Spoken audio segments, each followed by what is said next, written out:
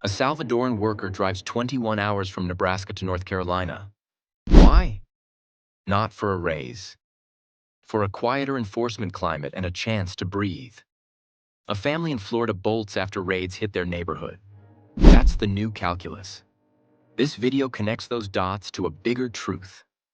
A marketplace of faiths and safe havens is replacing the old chase the paycheck model. Where people land now has more to do with belonging and fear than median income.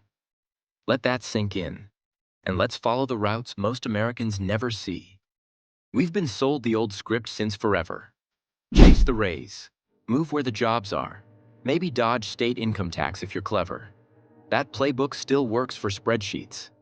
But here's the catch. People are crossing state lines for something you can't calculate in Excel. A calmer enforcement climate, less hassle, fewer stops that turn a commute into a risk. Suddenly, the best offer isn't the salary. It's the stress you won't take home. Let's break it down. The legacy move was simple. Big city first for opportunity, then you drift to the suburbs. Maybe a Sunbelt metro for cheaper houses and a Costco every 4 exits. Now there's a reroute happening under the radar. Folks are exiting high enforcement zones and landing in towns where the rules are gentler, the spotlight is dimmer, and nobody's asking 100 questions at the DMV. Pay might drop. Rent might not be glamorous. But the daily friction? Way lower. That's the trade. On paper, certain factory towns in the Midwest look solid. Consistent shifts, decent hourly pay, clean numbers a recruiter can slide across a table. But try doing school drop-off with checkpoints popping up on your usual route. Try grocery runs where IDs get scrutinized more than coupons. Fear changes the math. At 7 a.m., a family doesn't care about theoretical lifetime earnings. They care about whether dad comes home without a story that starts with, "So they pulled me over." Here's where the move gets real. A worker leaves a plant town where the wages look fine, but the vibe is tight. He lands in a North Carolina community where people know the drill. Keep a low profile, trade news fast, and let the local church plug you into a spare room before you've even unpacked. The job pays a little less. The life costs less in ways that don't show up on a pay stub.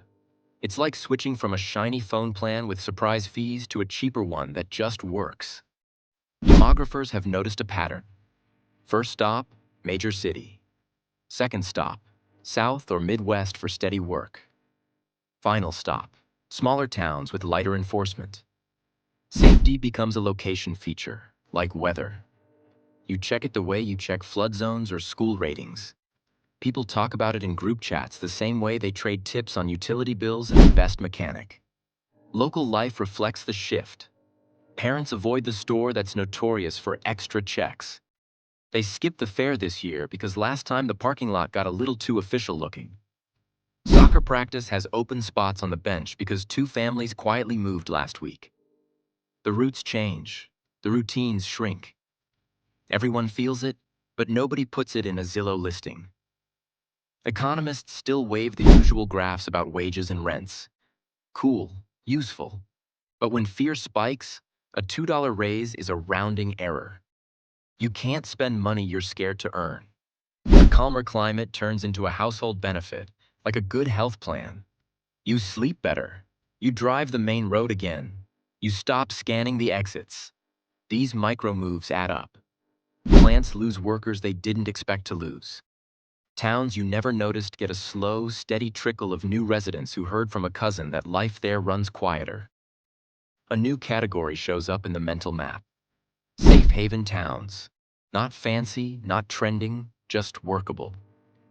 So here's the thing. The new settlement rule isn't follow the money. It's follow the peace. The paycheck still matters, but the enforcement climate decides. That's the safety map. Now we layer in something weirder, the vibe shift, where people move for spiritual alignment like it's a new utility you can actually plug into. So here's the twist. No one factors into their Zillow search. The hottest amenity isn't a grocery chain or a rooftop pool. It's a parish that knows your kid's name. A mosque where someone hands you a job lead after Friday prayers. A weekly meetup that makes the chaos make sense. You don't move for stained glass.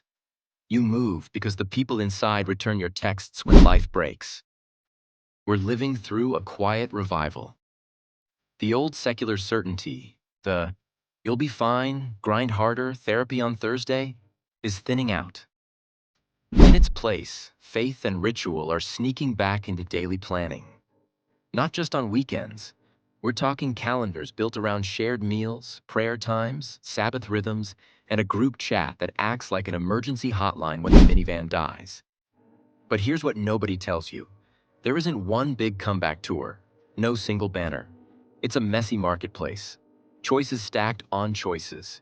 You get tiny house churches, full-throttle megachurches, yoga with incense, and old-school liturgy that smells like history. That's a lot for a tired brain after work. Choice overload meets identity hunger, and the result is simple. You pick the place that feeds you first, then figure out the rent. Think less one-size-fits-all suburb and more late antiquity bazaar. Stalls everywhere. Communities bartering rituals, meaning, and childcare swaps. You need a sense of purpose? Over here.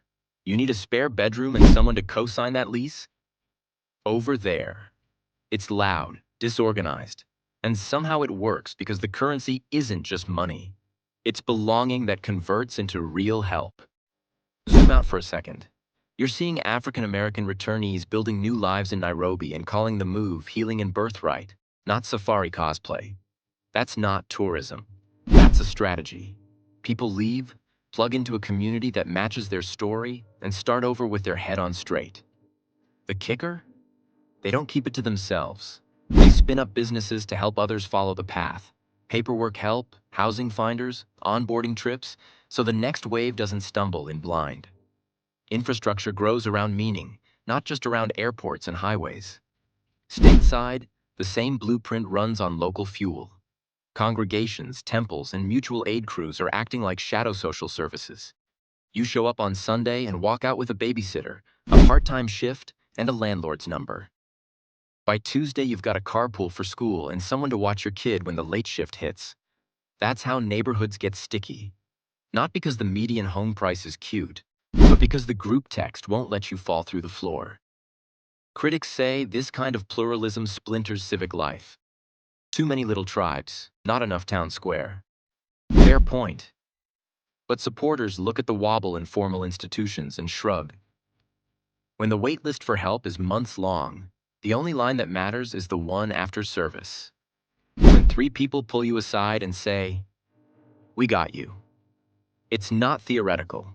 It's a ride to work at 6 a.m. and a casserole at 6 p.m. So here's the thing. The post-secular map directs people to places where identity cashes out as real help. Belonging functions like a benefit package.